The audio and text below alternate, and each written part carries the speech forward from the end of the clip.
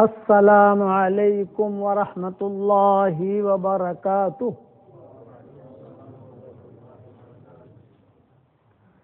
بسم اللہ الرحمن الرحیم۔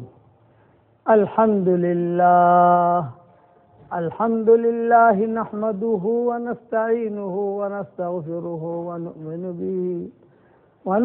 به ونتوکل علیہ ونعوذ باللہ من شرور انفسنا ومن سیئات اعمالنا ونعوذ باللہ من شرور انفسنا ومن سیئات اعمالنا ونعوذ باللہ من شرور انفسنا ومن سیئات اعمالنا من يهده الله فلا مضل له ومن يضلله فلا هادي له ونشهد أن لا إله إلا الله وحده لا شريك له ونشهد أن سيدنا ومولانا محمدا عبده ورسوله صلى الله عليه وعلى آله وأصحابه وبارك وسلم تسليما كثيرا كثيرا أما بعد فأعوذ بالله من الشيطان الرجيم بسم الله الرحمن الرحيم والسابقون السابقون أولئك المقربون في جنات النعيم ثلة من الأولين وقليل من الآخرين على سرر موضونة متكئين عليها متقابلين يطوف عليهم ولدان مخلدون بأكواب وأباريق وكأس من معين لا يصدعون عنها ولا ينزفون وفاكهة مما يتخيرون ولحم طير مما يشتهون وحور عين كأمثال اللؤلؤ المكنون جزاء بما كانوا يعملون لا يسمعون فيها لغوا ولا تأثيما إلا قيلا سلاما سلاما وأصحاب اليمين ما أصحاب اليمين في سدر مخضود وطلح منضود وظل ممدود وماء مسكوب وفاكهة كثيرة لا مقطوعة ولا ممنوعة وفرش مرفوعة إنا أنشأناهن إنشاء فجعلناهن أبكارا عربا أترابا لأصحاب اليمين ثلة من الأولين وثلة من الآخرين صدق اللہ العظیم۔ قابل احترام بھائیوں، دوستوں، بزرگوں اور ہماری مائیں، بہنیں، بیٹیاں، بہوئیں، بچیاں جو بیان سن رہی ہیں، اللہ تعالیٰ کا ایک قانون ہے اور وہ اللہ کا قانون بدلتا نہیں ہے۔ وہ ایسا قانون ہے کہ کبھی بھی بدلے گا نہیں۔ اللہ کا فیصلہ جو ہے بدلتا نہیں ہے۔ دنیا والوں کے فیصلے بدلتے ہیں، وہ اپنی عقل کے اعتبار سے فیصلے کرتے ہیں، جو ان کی تھیوری ہوتی ہے اس اعتبار سے فیصلے کرتے ہیں، اور اللہ جو فیصلہ کرتا ہے وہ اپنے علم کے اعتبار سے کرتا ہے۔ اللہ کا علم وسیع ہے، علیم خبیر ہے، وہ علیم خبیر، سمیع قریب مجیب، سننے والا بھی ہے، قریب بھی ہے، قبول کرنے والا بھی ہے، جاننے والا بھی ہے، علام الغیوب۔ تو وہ جو فیصلہ کرتا ہے وہ اپنے علم کے اعتبار سے کرتا ہے، اور وہ قانون کیا ہے؟ إِن يَعْلَمِ اللَّهُ فِي قُلُوبِكُمْ خَيْرًا يُؤْتِكُمْ خَيْرًا۔ تمہارے دلوں میں ہم دیکھیں گے خیر ہوگی تو ہم تمہیں خیر دے دیں گے۔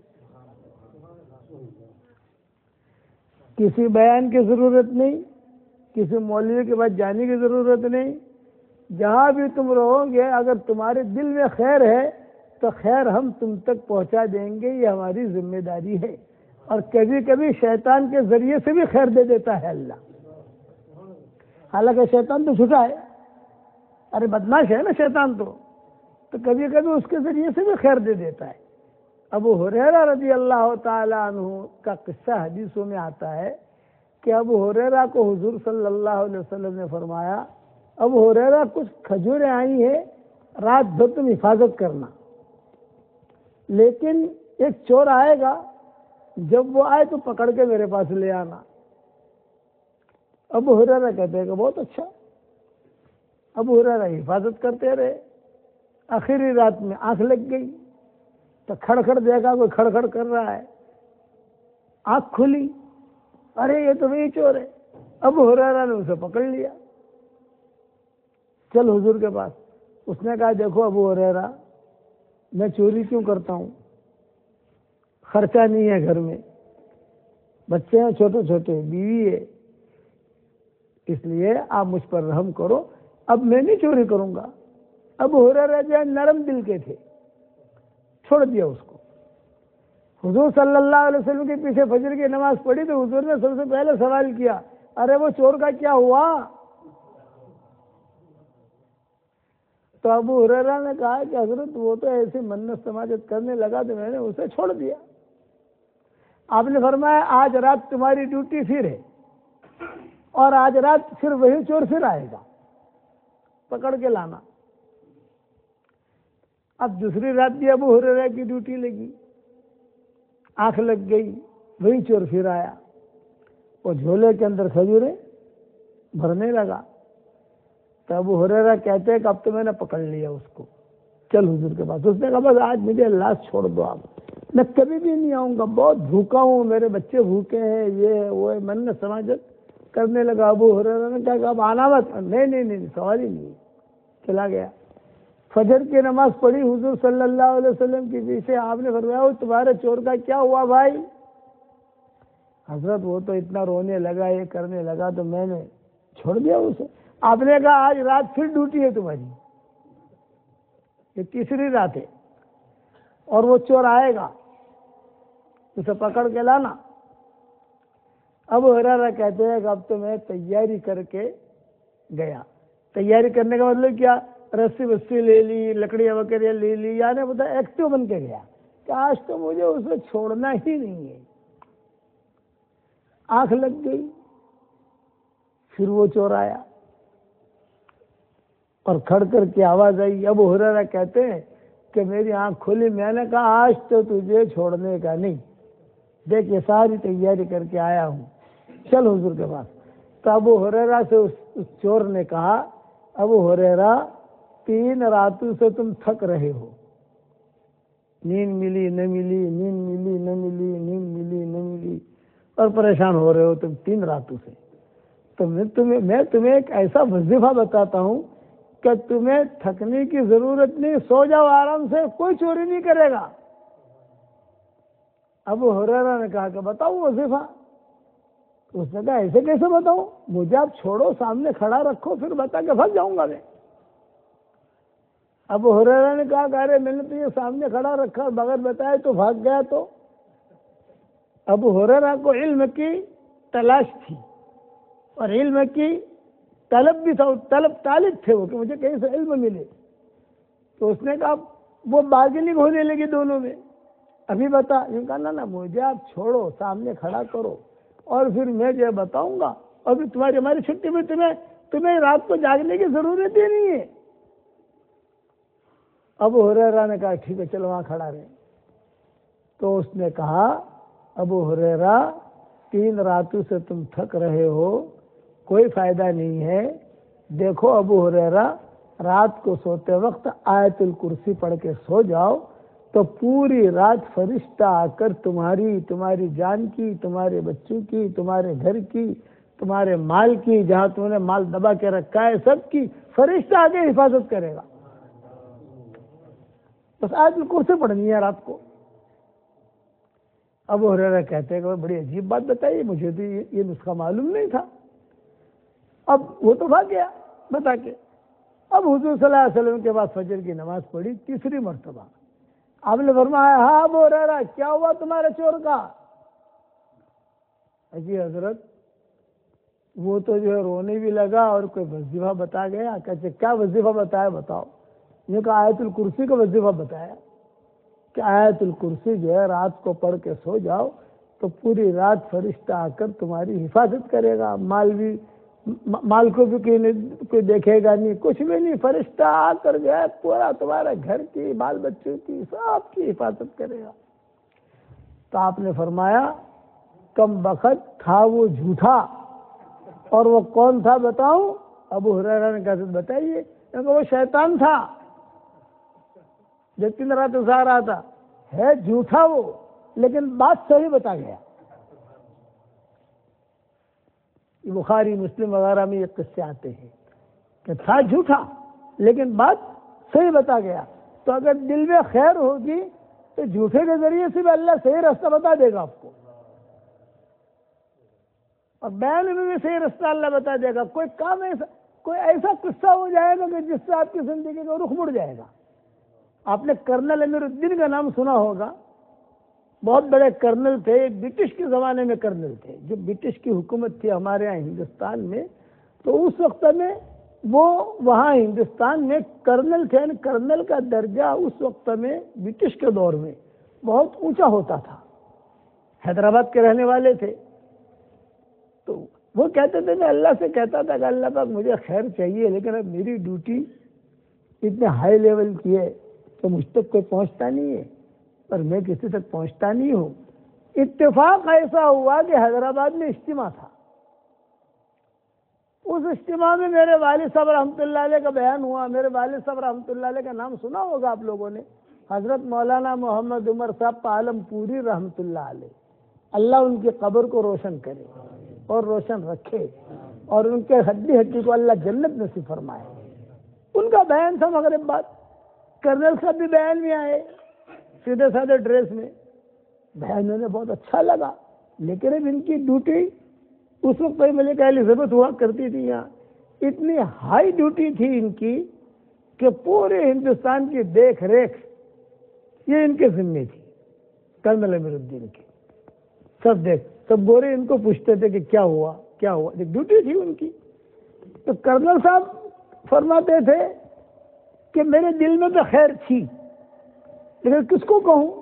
اللہ کو تو کہہ سکتے ہیں نا بھائی. جو بھی راز کی پرائیویٹ کی بات ہو, سیکریٹ بات ہو تو اللہ سے کرو. اللہ کسی کو کہے گا نہیں, اس کا انتظام کرے گا اللہ. اللہ تو اللہ ہے. تو انہوں نے خود نے قصہ سنایا. میں گھر میں بیٹھا ہوا اپنے سگریٹ وغیرہ پی رہا تھا, اچانک کسی نے دستک دی. میں نے دیکھا تو کون, دیکھا وہ مولانا عمر صاحب عالم پوری. ارے رات کو تو ان کا بیان میں نے سنا ہے, تو بہت بڑا مجمع تھا ان کے بیان میں. اب ان کی ڈیوٹی کا وقت تھا. اب والد صاحب کو اندر بلا نہیں سکتے, وہ بیزی تھے تھوڑے سے, اور ہاتھ میں سگریٹ جو کرنلوں کی ہوتی ہے, وہ جو ان کا جھنگ ہوتا ہے کرنلوں کا. تو انہوں نے اپنے بیٹے کو بلایا, چھوٹا سا تھا ان کا بیٹا, اس کو بلایا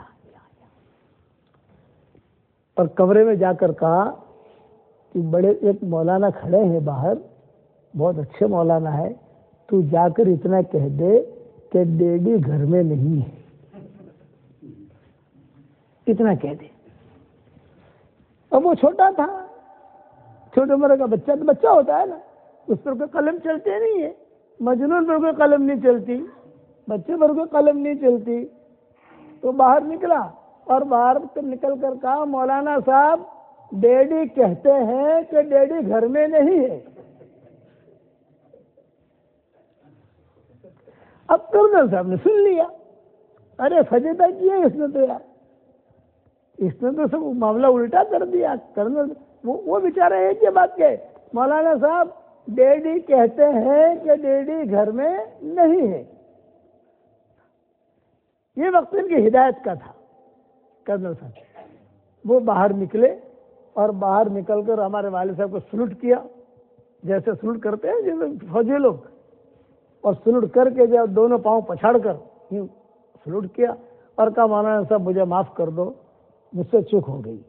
آپ اتنے بڑے آدمی میرے گھر پر آئے اور میں نے ایسا کہا تو ابا کا ہاتھ پکڑ کر لے گئے, سگریٹ وغیرہ بھی بجھا دی اور ڈھنگ سے جو ہے بیٹھے. لیکن ان کا یونیفارم, چونکہ ڈیوٹی پہ جانا تھا ان کو, وہ تو سارا تھا.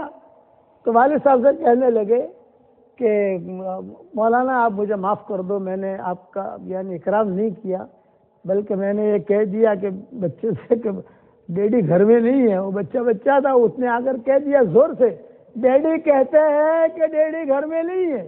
تو مجھے تو بہت شرمندگی ہوئی, سارا راز کھل گیا. مولانا معاف کر دو. میرے والد صاحب رحمۃ اللہ علیہ نے فرمایا, کرنل صاحب میں معاف نہیں کروں گا جب تک کہ آپ مجھے ایک ہدیہ نہ دیں. کرنل صاحب نے کہا کیا ہدیہ چاہتے ہیں آپ بتائیے, میں دے دیتا ہوں. کیا ہدیہ چاہتے ہیں؟ یہ فرمایا کہ ابھی تو تم ڈیوٹی پہ جا رہے ہو, آپ ڈیوٹی پہ جاؤ, آپ میرے ساتھ 3 دن کا وقت لگاؤ جماعت میں, یہ مجھے ہدیہ دو. 3 دن میرے ساتھ لگاؤ, تمہارا وقت جب بھی تم ڈیوٹی سے فری ہو جاؤ, تمہاری ڈیوٹی پوری ہو جائے, تمہارا بڑا آفس جو ہو اس سے چھٹی لے لو, 3 دن ہمارے لگاؤ. تو کرنل صاحب روتے تھے اور یہ کہتے تھے کہ وہ مولانا کے ساتھ جب میں 3 دن نکلا, آج اس قصے کے 50 سال ہو گئے, اب تک الحمدللہ میرے 3 دن پورے نہیں ہوئے ہیں. اور ہزاروں لڑکے لڑکیاں, گورے کالے, گوریاں کالیاں, امریکہ میں, لاس اینجلس میں, شکاگو میں, سان فرانسسکو میں, سین ڈیاگو میں, سب جگہ انہوں نے میرے ہاتھ پر اسلام قبول کیا. یہاں برٹش میں بھی کافی گورے لڑکے لڑکیاں, کئی لوگوں نے ان کے ہاتھ پر اسلام قبول کیا.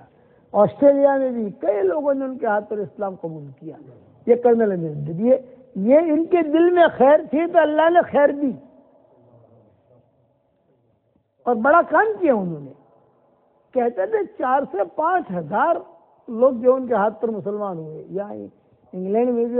اور ہمارے والد صاحب کو قصہ سناتے تھے, یہی قصہ حضرت جی کو بھی سناتے تھے. جب حضرت جی کے پاس آتے تو ہمارے والد صاحب بیٹھے رہتے تھے, تو آ کر جو ہے وہ فوجی لوگ جو سلوٹ کرتے ہیں نا, فوجی لوگ اس طریقے سے پاؤں دونوں پچھاڑتے اور پچھاڑ کر یوں سلوٹ کرتے. ہمارے حضرت جی رحمۃ اللہ علیہ بہت ہنستے تھے. ان کی بیوی کا انتقال ہو گیا کرنل صاحب کی, تو ان کی بیوی کا جب انتقال ہوا تو میرے والد صاحب رحمۃ اللہ علیہ کے پاس آئے اور کہا کہ جی حضرت ایک معروضہ ہے, جو حیدرآبادی لوگوں کو بولنے کی ترتیب ہوتی ہے, ایک ان کا سلام بھی فرشی ہوتا ہے, یوں حیدرآباد کے لوگ جو ہے یہ فرشی سلام کرتے ہیں, یوں کر کے آگے بڑھتے ہیں. انہوں نے کہا کہ حضرت میری بیوی کا انتقال ہو گیا ہے اور میں ٹورنٹو میں رہتا ہوں, اور وہاں جو ہے مجھے جب اکیلا ہوں, کوئی خدمت والا بھی نہیں ہے, بچے سب اپنے اپنی جگہ پہ چلے گئے, تو میں حضرت جی سے ایک مشورہ کرنا چاہتا ہوں, اور آپ کے کہے بغیر مشورہ کرنا مناسب نہیں, آپ کو بیچ میں ڈالنا چاہتا ہوں. تو والد صاحب نے کہا کہ دیکھو کرنل صاحب, اگر آپ حضرت جی سے کوئی مشورہ کرنا چاہتے ہو اور حضرت جی نے اگر کوئی فیصلہ کر دیا تو پھر اس پر عمل کرنا, پھر ہیرا پھیری مت کرنا. حضرت جی نے اگر کہہ دیا ہاں تو ہاں, حضرت جی نے کہہ دیا نہ تو نہ, تیار ہو اس پر؟ انہوں نے کہا ہاں حضرت میں تیار ہوں, حضرت جیسا کہیں گے ویسا. تو والد صاحب رحمۃ اللہ علیہ ان کا ہاتھ پکڑ کر حضرت جی کے پاس لے گئے. حضرت جی اکیلے بیٹھے تھے اور میرے والد صاحب چلے گئے اور کرنل صاحب آ گئے. تو حضرت جی نے کہا کرنل صاحب کیسے آنا ہوا؟ تو پھر کرنل صاحب تو خاموش رہے, لیکن ہمارے والد صاحب نے تھوڑی سی ترجمانی کی.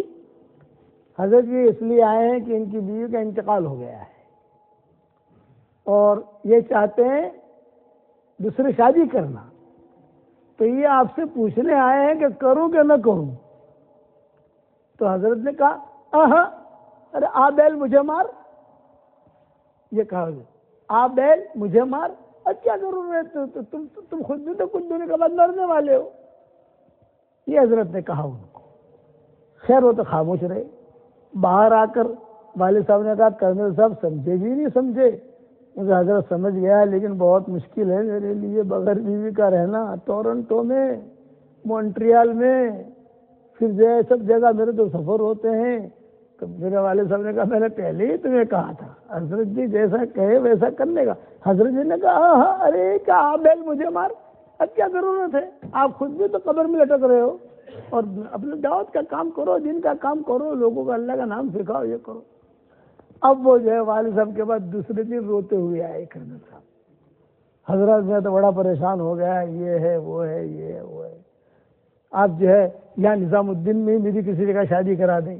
تو ابا نے کہا کہ یہاں نظام الدین میں کرو گے تو اور دھمال ہو جائے گی، اس لیے آپ جو ہے تم کیا چاہتے ہو یہ بتاؤ. میں کہا آپ حضرت جی سے اجازت دلوا دو.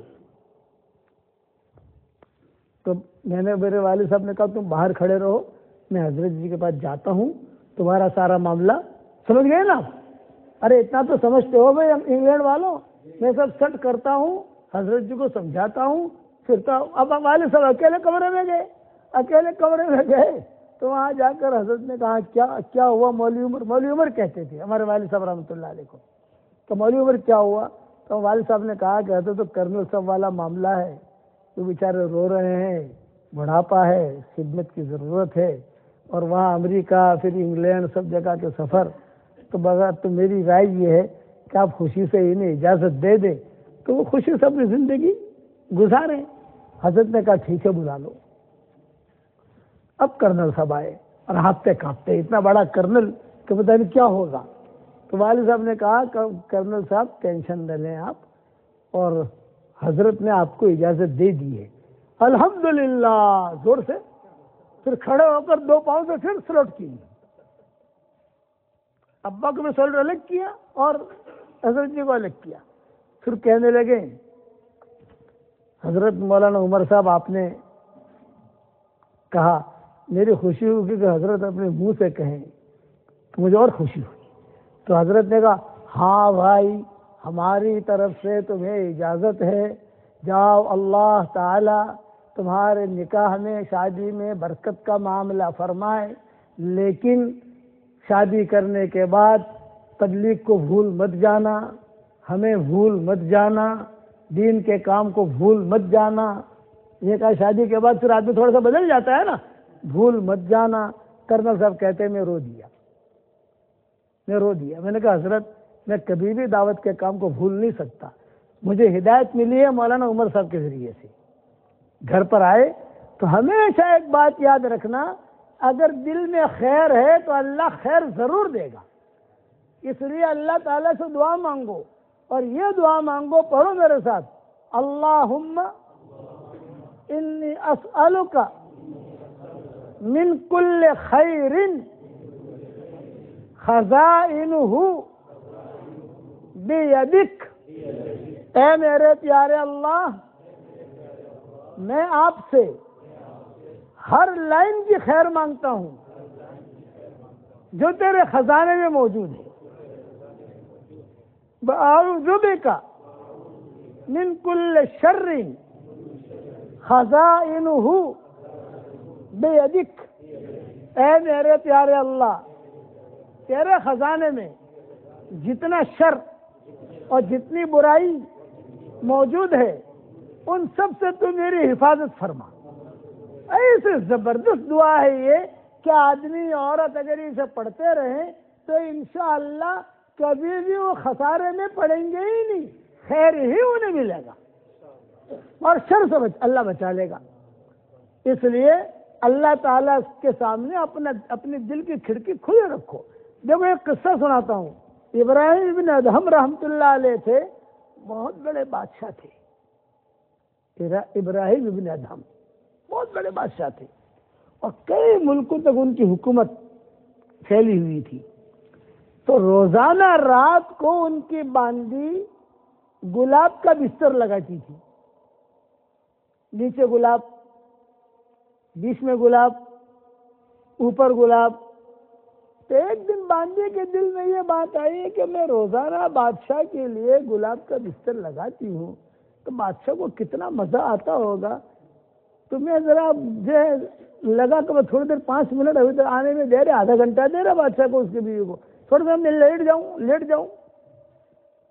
تھوڑا سمجھ گئے نا، دیکھوں دائیں بائیں کروٹ لے کر، بعد میں ٹھیک کر دوں گا، بعد میں ٹھیک کر دوں گی میں. وہ لیٹی تھکی ہوئی تھی، نیند آ گئی، کھراٹے لینے لگی. اتنے میں بادشاہ وقت پر داخل ہوا، اس کی بیگم بھی داخل ہوئی. تو دونوں کو غصہ آیا. بادشاہ نے کہا کہ سبحان اللہ، جاریہ مکان زوجہ، ارے باندی بیوی کی جگہ لیتی ہے، یہ تو ہماری شان کے خلاف ہے. بیوی بیوی ہوتی ہے، باندی باندی ہوتی ہے، فرق ہے. تو باندی جاریہ مکان زوجہ، کہ بیوی کی جگہ یہ باندی لیتی ہے. تو کتابوں میں لکھا ہے بادشاہ نے ایک عصا لیا اور عصا لے کر 5 لکڑیاں ماری اسے. وہ ایک دم سے گھبرا کر اٹھی، پھر ہنسی اور ہنس کر نیچے آ گئی. تو بادشاہ کو اور غصہ آیا. اخطأت ثم تضحک، ارے تو نے قصور کیا ہے اور قصور کرنے کے بعد پھر ہنستی ہے. ماذا سبب الضحک، ہنسنے کی کیا وجہ ہے، تو کیوں ہنس رہی ہے؟ تو اس نے بھولے پن میں جواب دیا کہ میں 5 منٹ لیٹی اور 5 لکڑیاں میں نے کھائی. تو جو پوری رات لیٹتا ہوگا حشر کے میدان میں کتنی لکڑیاں کھائے گا؟ جو پوری رات لیٹتا ہوگا تو حشر کے میدان میں کتنی لکڑیاں کھائے گا وہ. یہ بات جو ہے بادشاہ کے دل پر چوٹ کر گئی. بادشاہ نے جب یہ سنا تو یہ وقت تھا اس کی ہدایت کا.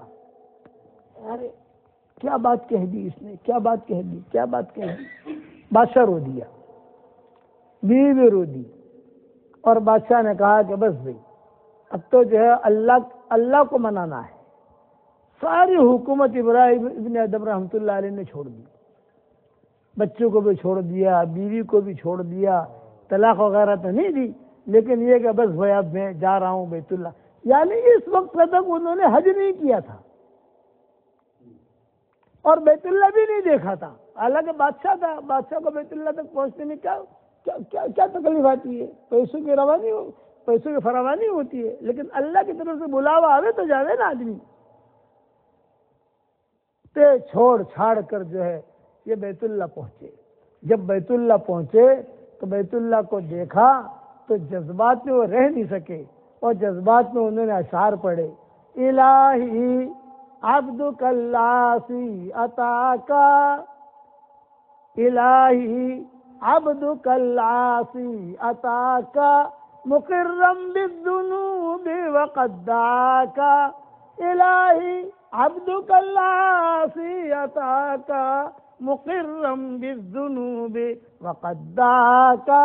اے میرے پیارے اللہ، تیرا گنہگار بندہ آیا ہے، مقرم بالذنوب وقد دعاکا، گناہوں کا اقرار کرتے ہوئے آیا ہے اور تجھے پکارتے ہوئے آیا ہے.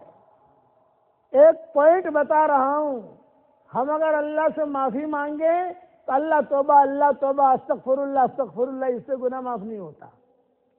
سب سے پہلے اپنے گناہ کا اقرار کرو. حدیث میں آتا ہے سب سے پہلے اللہ کو کہو کہ اللہ میں اقراری مجرم ہوں، میں اقرار کرتا ہوں کہ میں گنہگار ہوں، پھر توبہ کرو تو توبہ جلدی قبول ہوتی ہے. انہوں نے ایسا ہی کیا.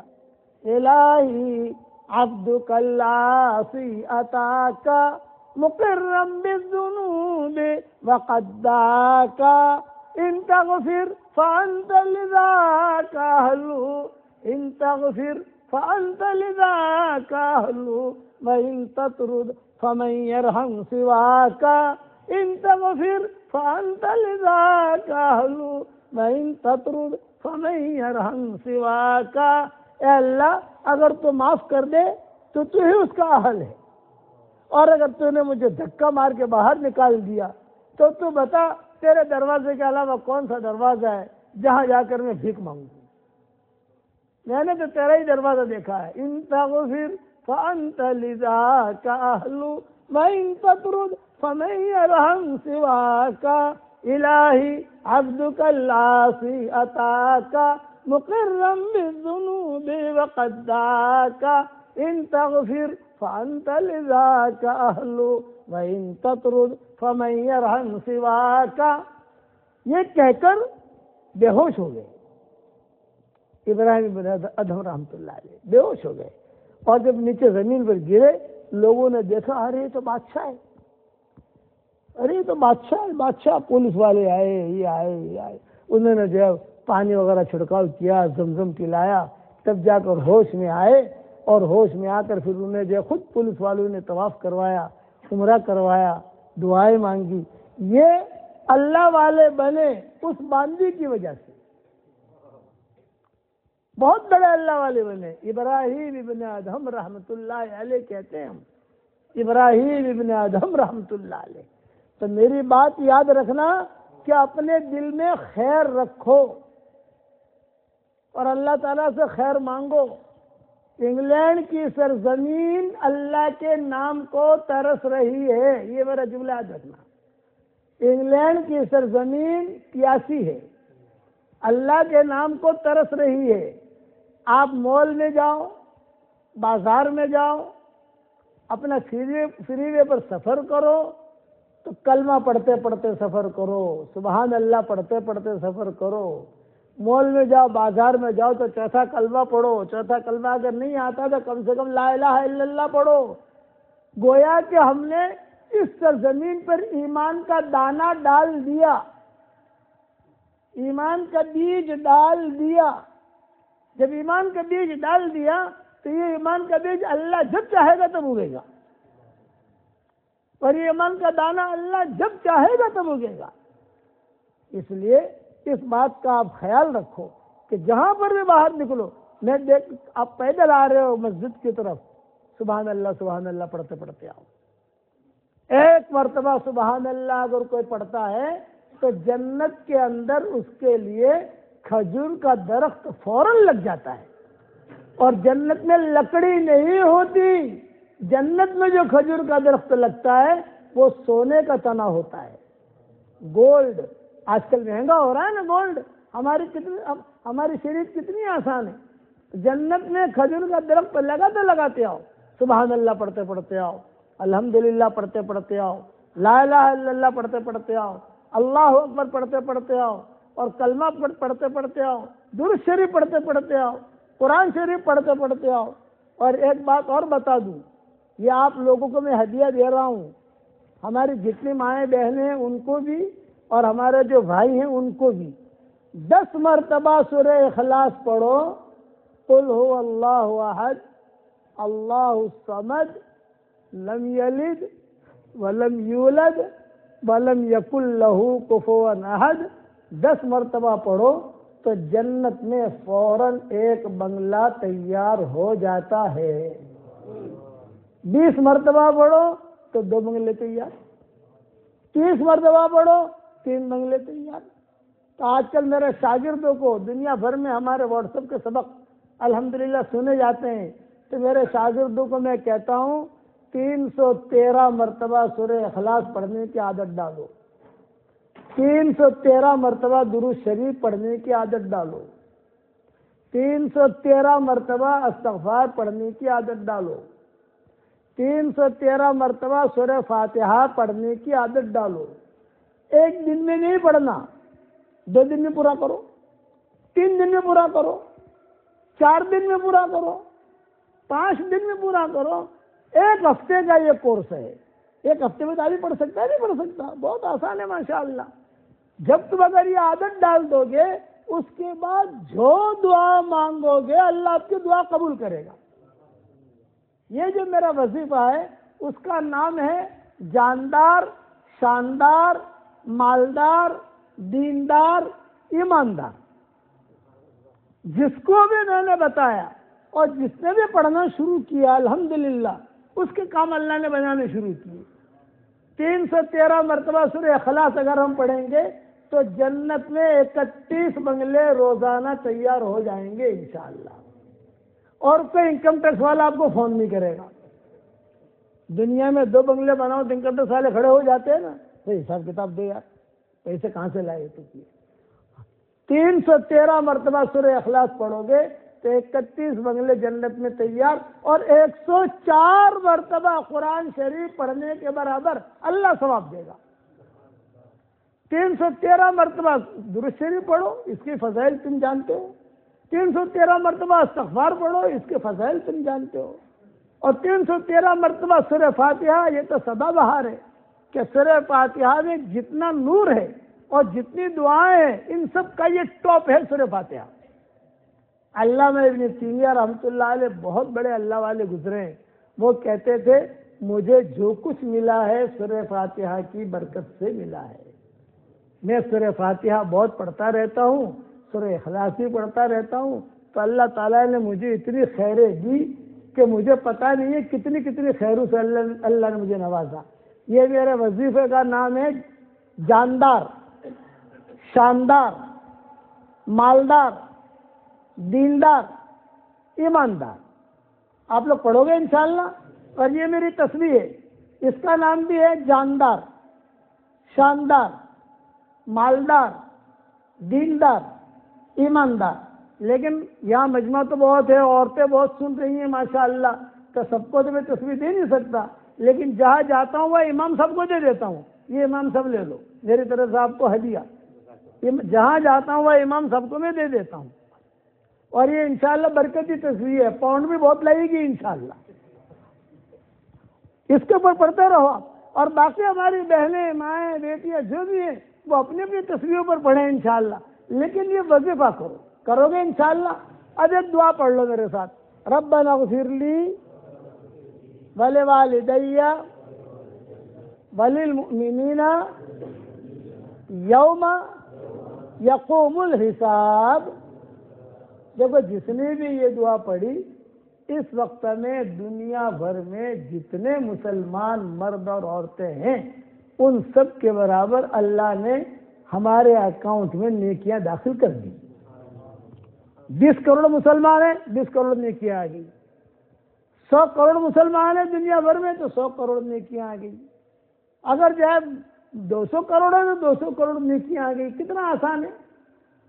روایتوں میں آتا ہے میری جو کتاب بھی چھپتی ہے یا میرا جو بھی قرآن کا ترجمہ چھپتا ہے، ہمارا قرآن کا ترجمہ ریاض القرآن یہ انگریزی میں بھی چھپ گیا ہے الحمدللہ، اردو میں بھی چھپ گیا، اور یہ برما زبان میں چھپ گیا، اور کئی زبانوں میں چھپ گیا الحمدللہ، اور یوٹیوب پر بھی، وہ پلے اسٹور پر بھی آ رہا ہے۔ پلے اسٹور پر آپ جب لکھو گے ریاض القرآن تو آپ کو کئی چیزیں اس کے اندر ملے گی، اور مولانا یونس پالم پوری انسٹاگرام پر جاؤ گے آپ تو وہاں پر بھی کئی چیزیں آپ کو ملیں گی، کئی چیزیں خزانہ ملے گا۔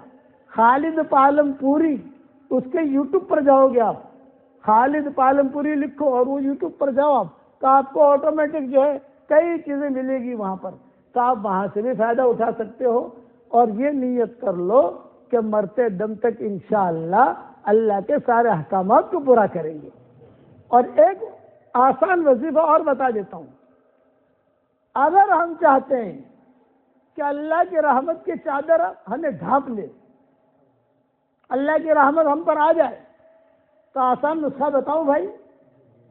عصر کی نماز سے پہلے 4 رکعت غیر سنت موقدہ، یہ سنت موقدہ نہیں ہے، اگر 4 رکعت پڑھنے کا کوئی اہتمام کرے گا تو حضور صلی اللہ علیہ وسلم فرماتے ہیں اللہ کی رحمت کی چادر اسے ڈھانپ لے گی۔ یہ حدیث ابو داؤد میں بھی ہے، ترمذی میں بھی ہے، اس لیے اس کا بھی اہتمام کرو کہ عصر کی نماز سے پہلے 4 رکعت غیر سنت موقدہ ہے، آدمی چھوڑ دیتا ہے۔ ظہر سے پہلے تو پڑھتا ہے، سنت موقدہ ہے، ظہر کے بعد 2 سنت موقدہ ہے، پڑھتا ہے، سنت موقدہ ہے، لیکن عصر سے پہلے غیر سنت موقدہ ہے تو آدمی چھوڑ دیتا ہے، اس کو چھوڑو مت، اس کو بھی پڑھو تو اللہ کی رحمت کی چادر ہمیں ڈھانپ لے گی۔ پڑھو گے انشاءاللہ۔ اور آخری بات یہ، میں ہمیشہ دعا کرتا ہوں اس کے لیے جو مجھے اپنی دعاؤں میں یاد رکھتا ہے۔ اگر آپ میرے لیے دعا کرو گے تو انشاءاللہ میری دعا میں پارٹنر رہو گے، میرے کام میں پارٹنر رہو گے، اور میرے سبق جو چلتے ہیں اس میں پارٹنر رہو گے۔ یہ اسباق بھی سنا کرو، 4-4 منٹ کے 5-5 منٹ کے ہوتے ہیں، اور خود بھی سنو اور آگے بھی بھیجو۔ جتنا آگے بھیجو گے لوگ سنیں گے، اس پر عمل کریں گے، اللہ تمہیں بھی ثواب دے گا، مجھے بھی ثواب دے گا، کرو گے انشاءاللہ۔ پھر آخر میں یہ کہ بھی ہمارا دعوت والا کام سدا بہار ہے، دعوت و تبلیغ کا کام یہ تو سدا بہار ہے۔ سارا مجمع یہ نیت کرے کہ ہم اللہ کے راستے میں وقت لگائیں گے انشاءاللہ۔ چلہ ہے، 2 چلہ ہے، 3 چلے ہیں، 20 دن ہے، 10 دن ہے، 3 دن ہے، جیسے جس کے بعد ٹائم ہو۔ اب بتاؤ اللہ کے راستے میں نکلو گے انشاءاللہ بھائی، خالی ہاتھ اوپر کر لاؤ۔ واہ واہ واہ واہ، کتنے اچھے لوگ ہیں ماشاءاللہ، کتنے اچھے لوگ ہیں۔ چلو اب دعا کرا دو انشاءاللہ۔ اللہم لک الحمد کما انت اہل، فصل وسلم علی سیدنا محمد کما انت اہل، وفعل بنا ما انت اہل، فانک اہل التقوی واہل المغفرہ۔ اے ہمارے پیارے اللہ، ہمارے گناہوں کو معاف فرما۔ اے ہمارے پیارے اللہ، اس بستی کے سارے لوگوں کو قبول فرما، ان کی عورتوں کو قبول فرما، ان کے بچوں کو قبول فرما، ان کے مردوں کو قبول فرما، ان کے چھوٹے بچوں کو قبول فرما، ان کے پوتوں کو قبول فرما، نواس اور نواسیوں کو قبول فرما، پوتیوں کو قبول فرما۔ اے اللہ، میری تشکیل پر جو 313 مرتبہ سورہ اخلاص پڑھنے کی عادت ڈالے، 313 مرتبہ استغفار پڑھنے کی عادت ڈالے، 313 مرتبہ درود شریف پڑھنے کی عادت ڈالے، 313 مرتبہ سورہ فاتحہ پڑھنے کی عادت ڈالے، اے اللہ اس کی ساری دعاؤں کو قبول فرما، اس کی پریشانیوں کو دور فرما، اس کی حاجتوں کا غیب سے تکفل فرما۔ اے اللہ، جس کرم سے آپ نے ہمیں یہاں جمع کیا ہے، تیرے اسی کرم سے جنت الفردوس میں ہمارے قیامت تک کے آنے والی نسلوں کے ساتھ تو ہم سب کو جمع فرما دے۔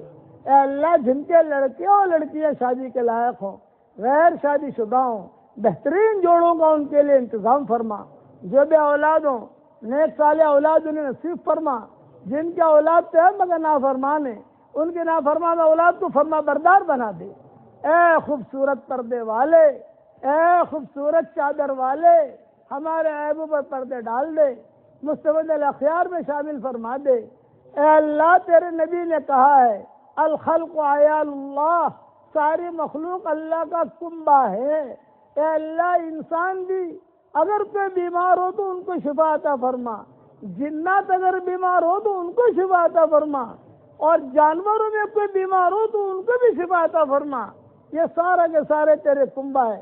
شیر میں بیمار ہو اس کو بھی شفا دے، مچھلیاں بیمار ہو تو ان کو بھی شفا دے، اور چیونٹیاں بیمار ہو تو ان کو بھی شفا دے، اور انسان بیمار ہو تو ان کو بھی شفا دے۔ اے اللہ، جو ہارٹ کے مرض میں مبتلا ہیں، عافیت سے انہیں شفا عطا فرما۔ کوئی ڈائبٹیز کے مرض میں مبتلا ہے، اے اللہ تو ان کو شفا عطا فرما۔ اے اللہ، کسی کے گھٹنوں میں تکلیف ہے اس کو شفا عطا فرما۔ اے اللہ، کسی کو جو ڈائبٹیز کی بیماری ہے تو اس کو بھی شفا عطا فرما۔ کوئی کینسر کی بیماری میں ہے، اے اللہ اس کو بھی شفا عطا فرما۔ اے مولا کریم، کوئی ناجائز عشق میں مبتلا ہے، اے اللہ اسے ناجائز عشق سے نجات دے دے، اور تیری محبت اور تیرے نبی کی محبت اس کے دل میں ڈال دے۔ رب انی لما انزلت الی من خیر فقیر، رب انی لما انزلت الی من خیر فقیر۔ یہ موسیٰ علیہ السلام کی دعا ہے، یہ دعا تو ہم سب کے لیے قبول فرما، پوری امت کے لیے قبول فرما۔ اے اللہ، رسول اللہ صلی اللہ علیہ وسلم نے جتنی خیر کلان کی دعائیں مانگی ہیں تو ہمارے لیے قبول فرما، مسلمانوں کے لیے قبول فرما، اور اس وقت میں جتنے مسلمان ہیں ان سب کے لیے قبول فرما، اور قیامت تک جتنے مسلمان آئیں گے ان سب کے لیے قبول فرما۔ اور جن شرور سے پناہ چاہیے ان شرور سے ہماری حفاظت فرما، اور اس وقت میں جتنے مسلمان ان کی حفاظت فرما، اور قیامت تک جتنے مسلمان آوے ان کی حفاظت فرما۔ اے اللہ، جب تجھ سے مانگنا ہے تو تھوڑا کیوں مانگے؟ تو تجھ سے مانگنا ہے تو بڑا کیوں نہ مانگے؟ ہمیں تو دینا نہیں ہے، تجھے دینا ہے۔ اے اللہ، ہر فرد امت کو تو دین کا داعی بنا دے، ہر فرد امت کو تو دین کا داعی بنا دے۔ اس شہر میں آنے کو خیر فرما، اس شہر سے جانے کو خیر فرما، پورے انگلینڈ والوں کو قبول فرما، پورے برطانیہ والوں کو قبول فرما، ان کی اینٹ کو قبول فرما، ان کے ذرے ذرے کو قبول فرما۔ اے اللہ، پوری امت کو قبول فرما۔ اے اللہ، پوری امت کے لیے ہر پل نئی خوشیاں مقدر فرما، پوری امت کے لیے ہر پل نئی خوشبوئیں مقدر فرما، پوری امت کے لیے ہر پل نئی عزتیں مقدر فرما، پوری امت کے لیے ہر پل نئی برکتیں مقدر فرما، پوری امت کے لیے ہر پل نئی محبتیں مقدر فرما۔ اور اے مالک، میری اس دعا پر دنیا بھر میں جہاں کہیں آمین کہی جائے، ان کی جائز مرادوں کو بھی پوری فرما اور ہماری جائز مرادوں کو بھی پوری فرما، اور جنات اور انسان جو مسلمان ہیں ان کے جائز مرادوں کو بھی پوری فرما، اور اپنے فضل و کرم سے ہماری دعاؤں کو قبول فرما۔ ہمیں مانگنا نہیں آتا مگر تجھے دینا تو آتا ہے۔ اے اللہ، ہماری جھولیوں کو ہدایت سے بھر دے، ہماری جھولیوں کو امن و امان سے بھر دے، اور اپنے فضل و کرم سے ہماری دعاؤں کو قبول فرما۔ سبحان ربنا رب العزت عما یصفون وسلام علی المرسلین والحمد للہ رب العالمین۔